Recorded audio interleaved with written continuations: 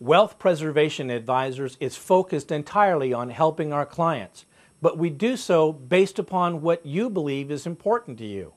Values-based planning starts with what you think you believe in and stand for. After all, that's your legacy, isn't it?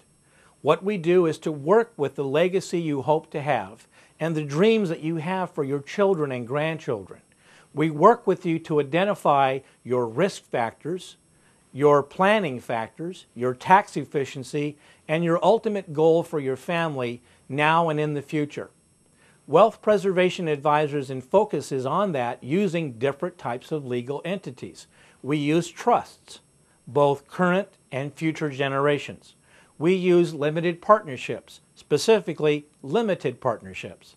And we use corporations and LLCs and funding strategies for retirement and asset preservation that are built around your planning and your hopes and dreams. So many advisors, whether they are tax accountants or attorneys, oftentimes get ahead of themselves. They start planning trusts and annuities and retirement plans without first focusing on the goals and priorities that you believe in. We want to start with what you believe are your core values and build around that. That way, the dreams and hopes that you have for yourself and your family for generations yet to come will be preserved and identified and actually delivered through the means of the planning that we do together.